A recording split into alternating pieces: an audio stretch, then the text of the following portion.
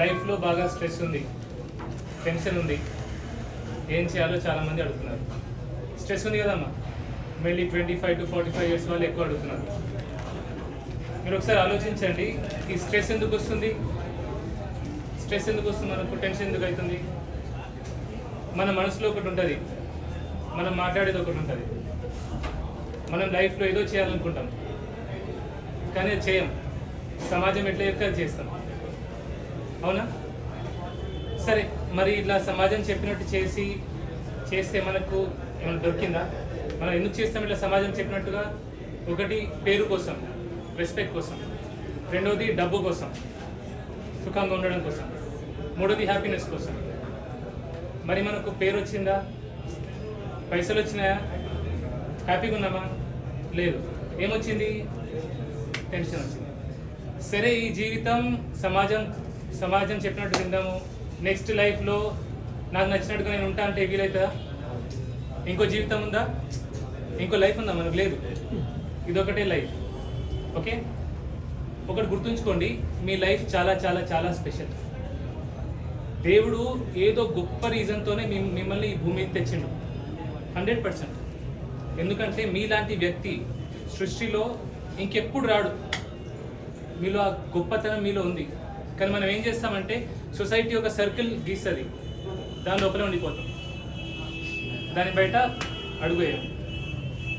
అయితే ఈ అడుగు వేసే ముందు కూడా 2 విషయాలు మనం మెదడులో పెట్టుకోవాలా.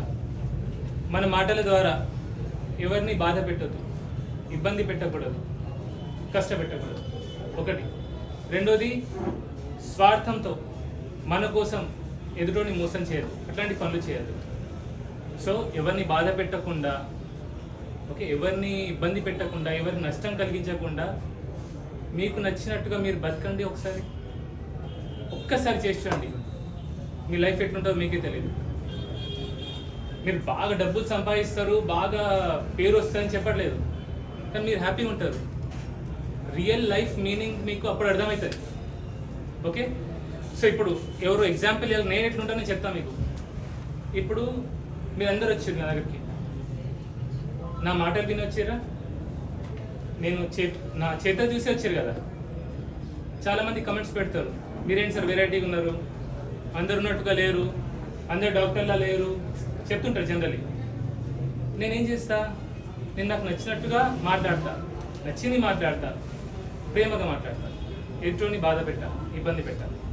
నేను పని కూడా నాకు నచ్చింది చేస్తా, నచ్చినట్టు చేస్తా, కానీ 10 మంది కోసం చేస్తా, స్వార్థంగా ప్రవర్తించను.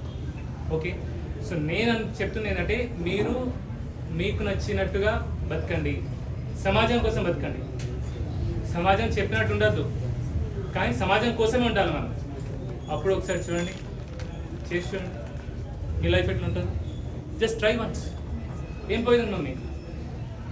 ఎందుకంటే ఇది చేయలేదనుకోండి ఏమైతే మీకు చెప్తా.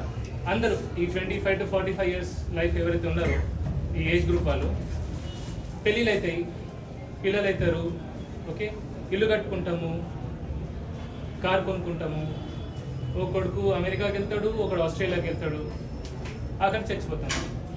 మనం చనిపోయిన మన పిల్లలు మనం చూడడానికి వస్తలేదు, అది కూడా గ్యారెంటీ లేదు. ఇది నిజం. సో ఒక్కసారి ట్రై చేసి చూడండి, మీ లైఫ్ మీకు నచ్చినట్టుగా బతకండి. ఈ స్ట్రెస్ టెన్షన్ అనేది ఉండదు. ఓకే, ఇప్పుడు అందరు యోగా చేయి, మెడిటేషన్ చేయండి, నేను కూడా అదే చెప్తే ఎట్లా? నాకు ఇది అనిపించింది కాబట్టి చెప్పిన, ఏమనుకోకండి, మీకు నచ్చినట్టుగా ఉండండి, మీకు నచ్చింది చేయండి. ఓకే, అంతే. Thank you. ఇంకోటి ఏంటంటే నా ఫోన్ నెంబర్, పర్సనల్ నెంబర్ నేను పేషెంట్స్కి ఇస్తున్నాను. ఓకే, ఎందుకు ఇస్తున్నానంటే మీకు ఏమైనా నన్ను కలిసిపోయిన తర్వాత మీకు హెల్త్ రిలేటెడ్ ఏమైనా ప్రాబ్లం వస్తే, నేను రాసిన గోళీ పడకపోతే, లేదంటే నేను అడ్వైస్ చేస్తా, అది మీకు నచ్చకపోతే దానికోసం నాకు ఫోన్ చేయాలా. అది కూడా ఉదయం 11 గంటల నుంచి 11:30, 11 to 11:30 AM, అరగంట ప్లీజ్. ఓకే, అపాయింట్మెంట్ కోసం దయచేసి నాకు ఫోన్ చేయకండి. ఓకే, ఎందుకంటే చాలామంది ఇంకా ఈయన ఇచ్చిన నంబర్ మీకోసం ఇస్తున్నాను, మీరు మీ ఫ్రెండ్స్కి ఇచ్చే, రిలేటివ్స్కి వచ్చేసి మళ్ళీ నాకు ఫోన్ చేయించకండి ప్లీజ్. ఓకే, మీ ఇబ్బంది పెడితే ఐఎమ్ సారీ. ఓకే, టైం తీసుకుని ఐఎమ్ రియలీ సారీ.